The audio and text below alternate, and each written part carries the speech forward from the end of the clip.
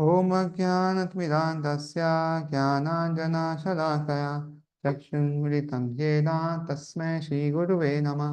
श्रीचैतन्यमनोभीष्टं स्थापितं येन भूतले स्वयं रूपः कदा मह्यं ददाति स्वपदान्तिकं।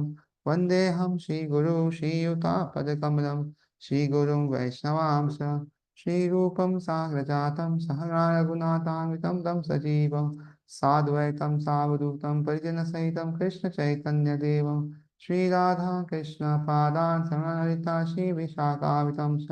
हे कृष्ण करुणा सिन्धु दीनबन्धु जगत्पते गोपेश गोपिका कान्त राधा कान्त नमस्तुते। तप्त काञ्चन गौराङ्गी राधे वृन्दावनेश्वरी वृषभानुसुते देवी प्रणमामि हरिप्रिये। वाञ्छाकल्पतरुभ्यश्च कृपा सिन्धुभ्यैव च पतितानां पावनेभ्यो वैष्णवेभ्यो नमो नमः। जय श्री कृष्ण चैतन्य प्रभु नित्यानंद श्री अद्वैत गदाधर श्रीवासादि गौर भक्तवृंद। हरे कृष्णा कृष्ण कृष्ण हरे हरे हरे राम राम राम हरे हरे। सबका स्वागत है। हम लोग भगवद गीता के 8वें अध्याय में है। हमने पिछली बार देखा कि कैसे अर्जुन जो है यहाँ पे प्रश्न पूछ रहे हैं, किम तद ब्रह्म, ब्रह्म क्या है, किम आध्यात्म, आध्यात्म क्या है, किम कर्मा पुरुषोत्तम, या कर्मा कौन क्या है। ये तीन प्रश्न दो लाइन में। फिर आदिभूतम, चौथा प्रश्न आदिभूतम क्या है। फिर आदिदैवम, पांचवा आदिदैवम क्या है। तो ये पांच जो क्वेश्चन है वो जो है व्हाट इज आदिदैवम एंड जो है आदिदैवम किम उच्यते। तो ये जो है पांच क्वेश्चन जो पूछते हैं। और फिर छठा क्वेश्चन आदि देवम कथम कोत्रा, कि आदि देवम कौन है। एक तो आदि देव क्या है और कौन है, तो ये पूछते हैं। फिर उसके बाद आगे जो है वो पूछते हैं कि कैसे जो है आदि यज्ञ को जान सकते हैं, या परमात्मा को कैसे जान सकते हैं, और कैसे वो रहता है शरीर के अंदर, और ये पूछते हैं। और फिर अंत काल में प्रयाण काले च कथम ज्ञेयो से मुझे, तो प्रयाण काल मतलब अंत में वो कैसे आपको जान सकते हैं। तो ये 8 प्रश्न जो है इसमें पूरा पूछा गया है। तो तीसरे और चौथे श्लोक में इसमें से 7 प्रश्नों के उत्तर है, और 8वें प्रश्न का उत्तर जो है ये पूरा आखिरी, जितने आखिरी का जो भी अध्याय है पूरा आगे का, वो सब 8वें क्वेश्चन का उत्तर है। तो इस तरह विभाजित किया गया है। तो देखते हैं हम क्या उत्तर देते हैं भगवान। तीसरा श्लोक। श्री भगवान वाच अक्षर ब्रह्मा परमं स्वभावोऽध्यायम् उच्यते भूता भावोद्भव करो विसर्ग कर्म संहिता। The Supreme Personality of God said the indissoluble transcendent living entity is called Brahman, and his eternal nature is called Adhyatma, the self.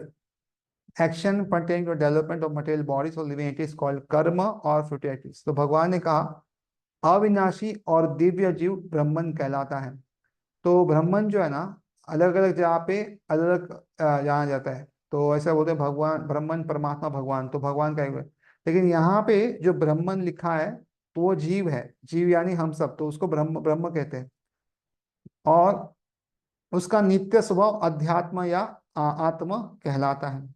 तो अध्यात्म मतलब क्या होता है, आदि आत्मा, आदि भूत और आदि दैव। तो आदि आत्मा मतलब हमारा स्वभाव। तो ये स्वभाव क्या होता है, हम जितने भी हमने आगे बहुत सारी चीजें की है उसका एक तो कर्म मिलता है। कोई भी अगर आप पाप करो या पुण्य पी लो तो या अच्छा कर्म या बुरा कर्म जो भी, उसको पुण्य या पाप मिलेगा, कोई भी आप काम कर दो। और दूसरा क्या होता है, उसका एक इम्प्रेशन पड़ जाता है। जैसे आपने गुलाब जामुन खाया, तो एक तो क्या हुआ, आपको आनंद आया खाने में, और दूसरा क्या हुआ, उसका इंप्रेशन हो गया, गुलाब जामुन मतलब ऐसा टेस्ट। फिर करेला खाया समझो, तो करेला खाया, एक तो क्या आपका पेट भरा, और दूसरा क्या उसका टेस्ट, करेला मतलब ऐसा कड़वा होगा तो करेला, अगर करेला कड़वा नहीं तो करेला नहीं। तो जो वाह इंप्रेशंस जो होते हैं या बोलते हैं ना, वो जीवा के साथ रहते हैं, ये जो है माइंड पे, तो उसको कहते हैं अध्यात्मा, उसके इंप्रेशंस। और एक्शन पर्टेनिंग यानी जीवों के भौतिक शरीर से संबंधित गतिविधि कर्म या सकाम कर्म कहलाते हैं। तो अपना मटेरियल बॉडी है, जिस जो एक्शन करते हैं हम मटेरियल बॉडी के डेवलपमेंट के, उसको कर्म कहते हैं। तो ये जो कर्म का मतलब क्या है, हम जो भी कार्य कर रहे हैं अभी, खाना पीना उठना बहना, जिससे हमारा दूसरा शरीर जो है निर्माण हो रहा है, उसको कहते हैं कर्म। जैसे कोई व्यक्ति है, वो मांस खा रहा है, मटन खा रहा है, तो इसका मतलब क्या है, वो अगला शरीर जानवर का जो है बना रहे हैं, बिकॉज भगवान कहते हैं अरे ये शरीर में तुम अच्छे से खा नहीं सकते, एक काम करता हूँ मैं, आपको क्या करता हूँ, एक दूसरा शरीर आपको देता हूँ। तो इससे क्या होगा, उसका अगला शरीर बन गया। उसी तरह कोई व्यक्ति बहुत सोता है, तो अरे इसमें तो आप है ना अच्छा जो है सो नहीं पा रहे, मैं आपको ऐसा शरीर दूंगा जिसमें आप 12 12 14 14 घंटा आराम सो पाओ, उससे ज़्यादा भी सो पाओगे। तो इसलिए इस तरह जो है आ, ये जो है शरीर प्राप्त होती है। वैसे जितने भी हम कर्म करते हैं और कार्य करते हैं, उस हिसाब से ऐसे बहुत सारे शरीरों का निर्माण होता है। और मनुष्य जन्म ऐसा है कि यहाँ पे या तो आप भगवत धाम जा सकते हैं, या तो बहुत इतना कर्म होता है एक मनुष्य जन्म में कि आगे बहुत सारे जन्म तक वो चलता रहेगा। तो इसलिए इसको जो है सकाम कर्म कहलाते हैं। और ये वेदों में है कि ये करोगे तो ये मिलेगा, ये करोगे तो सब लिखा है। आई होप आपको ऊपर ऊपर समझ में आ गया, तात्पर्य में प्रभुपाद और फिर समझाते हैं। Brahman is indestructible and eternal existing, and its constitution not change at any time. But beyond Brahman, there is Parabrahman. Brahman refers to living being entity, and Parabrahman refers to supreme personality of Godhead. तो ब्रह्मन क्या है, जीव है जिसका कभी भी जो है हम देखते हैं कि उसका आ, जो नेचर है, उसका जो आध्यात्म है, वो कभी बदलता नहीं है। उसका कभी भी जो है वो नित्य है और अविनाशी है, तो वो कभी उसको बदलता नहीं है। और ब्रह्म से ऊपर क्या है, ब्रह्म पर ब्रह्म होता है। तो ब्रह्म का अर्थ जीव है, और परम का अर्थ ब्रह्म का अर्थ है भगवान या कृष्ण या परमात्मा, जो भी कहे, मतलब पर ब्रह्म वो है। The conscious position of living entity is different from the position he takes in the material world. In material consciousness his nature is to try to be lord of matter, but in the spiritual consciousness, Krishna consciousness, his position is to serve the supreme. When a living entity is in material consciousness, he has to take on various bodies in the material world. That is called karma or varied creation by the force of material consciousness. तो ये जो जीव का वास्तविक स्थिति है, स्वरूप है भौतिक जगत में, वो अलग अलग होती है, उसकी ओरिजिनल स्थिति से अलग है। और भौतिक चेतना जो है, उसका स्वभाव जो है वो पदार्थ बहुत अलग होता है। और आध्यात्मिक चेतना है जो, वो कृष्ण भावनामृत उसकी चेतना होती है। तो दोनों में फर्क क्या है कि अगर भौतिक चेतना है तो वो बोलेगा कि मैं बालिक बनता हूँ, मैं सबके ऊपर राज करूंगा। और अगर आध्यात्मिक चेतना कृष्ण है, तो क्या है, वो सब पे बोलेगा कि मैं जो हूँ सेवा करूंगा, भगवान की सबकी मैं सेवा करूंगा। तो वो उसका चेतना है। तो जब भौतिक चेतना होती है तो बहुत सारे शरीर उसको मिलते रहते हैं, और ये कर्म कहते हैं। और ये जो है भौतिक, आपने जो भी अभी काम किया, कार्य किया, तो ये अभी आपको चॉइस है। एक बार आपने काम कर लिया और प्रतिदिन डिसाइड कर लिया कि आपको ये मिलने वाला है, उसके बाद चॉइस नहीं होता, उसके बाद जैसा है वैसा आपको भुगतना है। In the Vedic literature living entity is called jivatma and Brahman, but is never called Parabrahma. तो वैदिक ग्रंथों के अनुसार जीव कभी कभी ब्रह्म कहते हैं, लेकिन वो परब्रह्म कभी नहीं होता। So the living entity Jivatma takes different positions. Sometimes he merges into dark material nature and identifies himself with matter, and sometimes he identifies himself with the spiritual nature. Therefore, is called the supreme loss marginal energy. तो इसको तटस्थ शक्ति कहते हैं भगवान की। तट का मतलब क्या होता है, आपने देखा होगा, कभी सागर हो या नदी हो, कभी तट देखा होगा, तो क्या होता है, कभी कभी वहां पे पानी होता है, कभी कभी वहां पे जमीन होती है। तो ये तट है, बीच वहां पे ये जो भाग है, ये दोनों जगह रहता है, कभी पानी कभी जमीन। तो इस तरह हम जो है वो तटस्थ शक्ति से आए हैं। इसका मतलब क्या है, कभी कभी हम भगवान के हो जाते हैं, और कभी कभी प्रकृति की ओर जाते हैं। तो इस तरह हमारा चलता रहता है आगे। According to this, his identification is material nature, material or spiritual nature. He receives material or spiritual body. In material nature, he may take a body from any of 84 lakh species of life. But in spiritual nature, he has only one body. तो भौतिक चीज में क्या होता है, ऐसा भगवान ने पूरा बनाया है कि 84 लाख प्रकार की अलग अलग इच्छा या अलग जो एंजॉयमेंट का तरीका है वो चाहिए। तो इस तरह ये जो है अलग अलग जो स्पीशीज बनाई है, जहाँ पे कुछ ना कुछ एंजॉयमेंट है, कुछ उनके लिए दुख है। तो इस तरह भगवान ने बनाया, 84 लाख योनियां बनाई है। तो भौतिक प्रकृति से ये मिलता है, और आध्यात्मिक उसका एक ही शरीर मिलता है जो सच्चिदान है।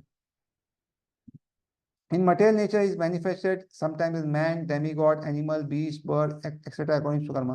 तो कर्म के अनुसार कभी मनुष्य, कभी देवात्मा, कभी जानवर, कभी जंगल जंगल में रहता है, कभी पक्षी बनता है। तो इस तरह जो है अलग अलग जो है उसको शरीर जो है प्राप्त होता है।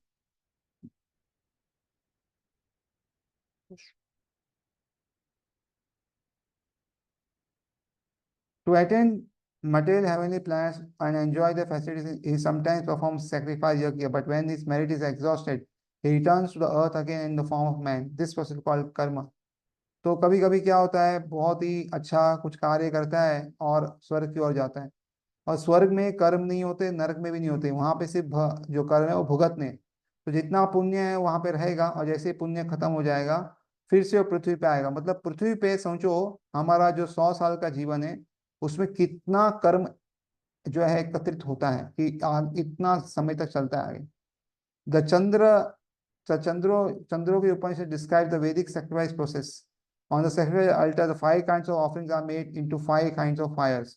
These 5 kinds of fires are considered as of heavenly planets, clouds, earth, man, and woman. And the 5 kinds of sacrifice offerings are faith, enjoyer, moon, on the moon, rain, grains, and semen. तो चंद्र के हिसाब से क्या होता है, जहाँ पे कुर्बानी देती होती है, ऐसे 5 तरह के जो है अग्नि वर्णित की गई है, अनुष्ठान का वर्णन किया गया है। तो ये जो है 5 अग्नि, 5 प्रकार की आहुतियां दी जाती है। स्वर्गलोक, बादल, पृथ्वी, मनुष्य सी रूप में मानी जाती है। और श्रद्धा, सोम, वर्षा, अन्न और वीर्य, ये 5 प्रकार की आहुतियां दी जाती हैं। In the process of sacrifice, the living entity makes specific sacrifice to attain specific heavenly planets and consequently reaches them. तो जो है इसमें क्या होता है, प्रक्रिया के अनुसार जीव जो है अलग अलग स्वर्गलोक की प्राप्ति के लिए विशेष यज्ञ करता है और फिर वहां पे वो पहुंच जाता है। When the merit of sacrifice is exhausted, the living entity descends to earth in the form of rain, then takes on the form of grain. Then the grains are eaten by man and transformed into semen, which impregnates a man, woman, and thus the living entity once again attains the human form of to perform sacrifice and to repeat the same cycle. देखो किस तरह पूरा बताया गया है कि जब व्यक्ति का पुण्य खत्म हो जाता है तो स्वर्ग से वापस पृथ्वी में कैसे आता है, तो बारिश के रूप में आता है। हम देखते हैं बारिश आती है ना, तो बारिश के रूप में वो जीव आता है। और जीव जो है फिर अनाज का रूप धारण कर लेता है, और अनाज जो है ये मनुष्य खाता है, जो व्यक्ति खाता है, और ये जो है वो वीर्य के रूप में परिवर्तित होता है। और फिर ये वीर्य जो है वो एक माता को गर्भवती करता है, और गर्भ धारण करते हैं माता, और उससे फिर जो है वापस उसको मनुष्य जन्म मिलता है। तो कितना साइंटिफिक है ये देखिए कि बारिश के कारण जो है वो स्वर्ग से नीचे आ रहा है और उसको वहां पे वापस मनुष्य जन्म मिलता है। To perform as to repeat the same cycle, इस तरह वो करता है। In this way the living entity perpetually common comes and goes on the material part. तो इस तरह जीव जो है हमेशा ऊपर नीचे आता रहता है। The Krishna conscious person however avoids such sacrifices. He takes directly to Krishna consciousness and thereby prepares himself to return to God. लेकिन कृष्ण भक्त क्या करता है, वो सब ये यज्ञ वगैरह नहीं करता, वापिस ऊपर नीचे नहीं करता, डायरेक्ट क्या भक्ति करता है और भगवधाम चला जाता है। Impersonalists commentators on Bhagavad Gita unreservedly assume that the Brahman takes the form of Jiva in the material world, and to substantiate this, they refer to chapter 15, verse 7 of the Gita. तो जो निर्विशेषवादी भास्कर होते हैं या जो लिखने वाले होते हैं, वो क्या कल्पना करते हैं कि जगत में ब्रह्म जो है वो जीव का रूप धारण करता है। और उसलिए वो कहाँ से उदाहरण लेते हैं, तो 15वें अध्याय जो है भगवत गीता का, और उसका जो 7वां श्लोक है, उससे वो लोग ये निष्कर्ष निकालते हैं कि जो है जो जीव जो है वो मनुष्य, भगवान जो है वो जीव बन के आता है। तो ये श्लोक क्या है, ममई वंश जीवलोक जीवभूता सनातना मनसस्थान इंद्रियाणी प्रकृति स्थानी कशति। तो कहते हैं ये जो जीव है इस भौतिक जगत में क्या है, मेरे ही अंश है।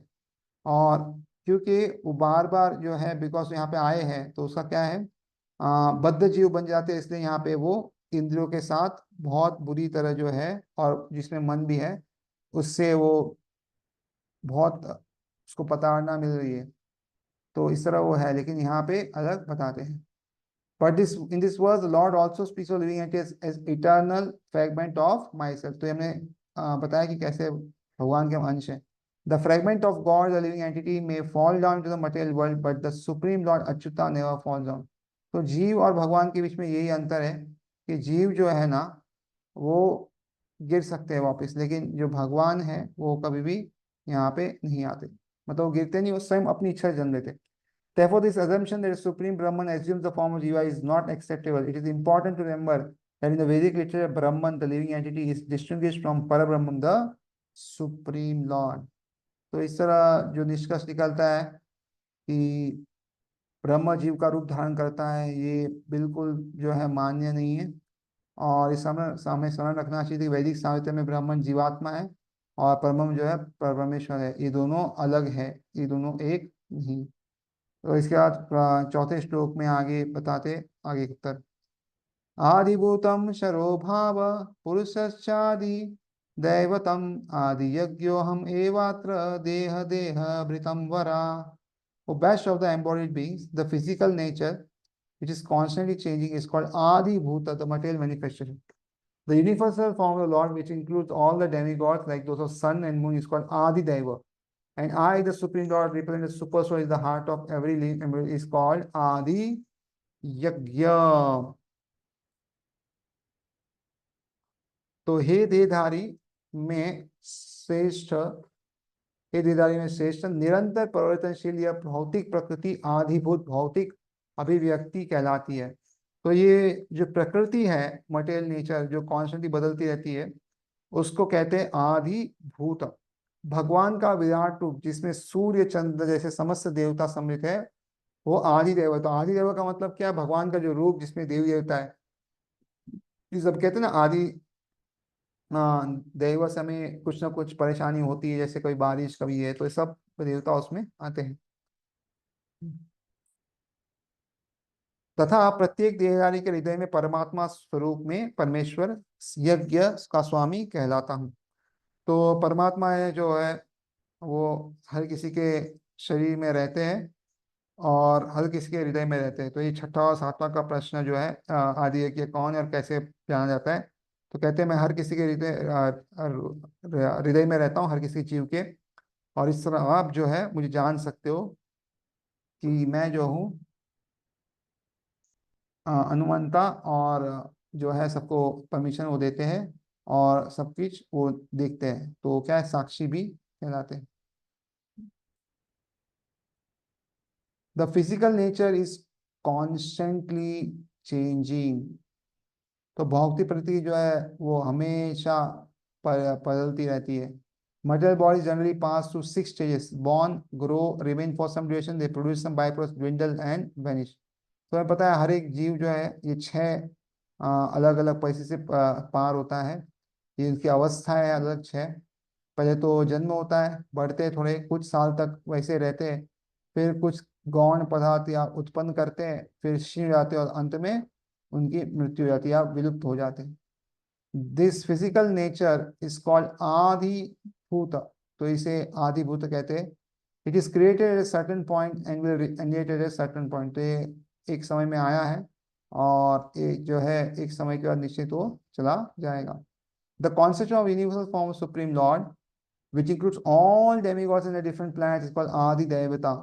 तो ये जो परमेश्वर का विराट रूप है जिसकी धारणा की गई, जिसमें सारे देवता और उसके लोग भी सम्मिलित हैं, उससे आदि दैवत कहलाते हैं. And present in the body along with the individual soul, the super soul, planetary representative of the lord Krishna. तो प्रत्येक शरीर में आत्मा के साथ में परमात्मा का भी वास होता है, जो भगवान कृष्ण का ही अंश स्वरूप है. The super soul is called Paramatma और आदि यज्ञ. तो ये जो प्रत्येक शरीर में परमात्मा के रूप में रहते हैं उसी को आदि यज्ञ कहते हैं. द वर्ड एवा but is particularly important in this context of this verse because by this word the Lord stresses that the Paramatma is not different from him. तो ईवा जो शब्द है उससे कहते हैं कि मैं और परमात्मा अलग नहीं हूँ. The super soul, the supreme personality of God, Seated beside the angel soul is the witness of the angel soul's activities and is the source of soul's various types of consciousness. तो ये जो परमात्मा है, जो आत्मा के साथ रहते हैं, वो प्रत्येक आत्मा को भाव कार्य करते हैं, तो वो क्या करते हैं, वो सबको छूट देते हैं कि आप क्या कार्य कर सकते हैं, क्या नहीं कर सकते। और दूसरा, वो हर कार्यों पे निगरानी रखते हैं। तो जो भी है हम इच्छा करते हैं, परमात्मा जो है उस इच्छा को जो है अनुमति देते हैं और फिर भौतिक प्रकृति उसे पूर्ण करती है।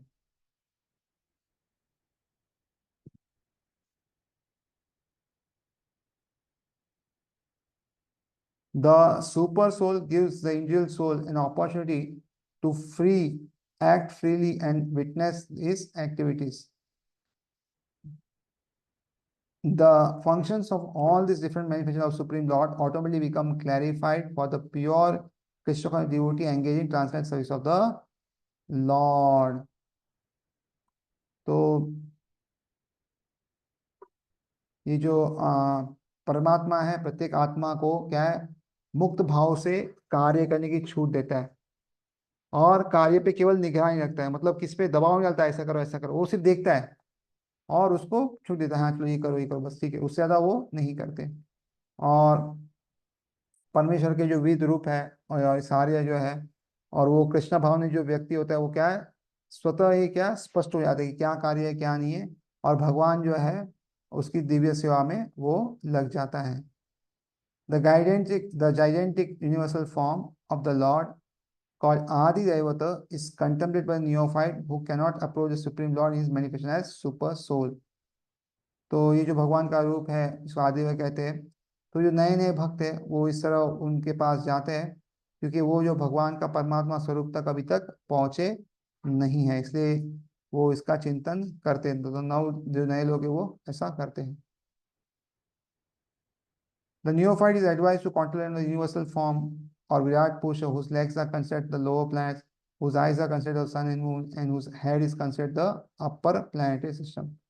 तो कोई अगर नया व्यक्ति है तो उससे परामर्श दिया जाता है कि विराट पुरुष का चिंतन करे। इसके पांव क्या है, अधोलोक है, नीचे के लोक है। नेत्र जो है सूर्य चंद्र के समान है और सिर जो है वो ऊपर के लोक है, या उच्च लोक कहते हैं। तो अभी इसमें दो में बाकी सब उत्तर दे दिया। अभी जो लास्ट था कि अंत काल में कैसे हम जान सकते हैं, वो 5वें श्लोक से आगे जो है सारे जितने भी श्लोक है उसके हम बताते हैं। तो क्रमांक 5, अंत काले च मामेवा स्मरन् मुक्ता कलेवरम यः प्रयाति समद्भावम याति नास्ति यत्र संशय।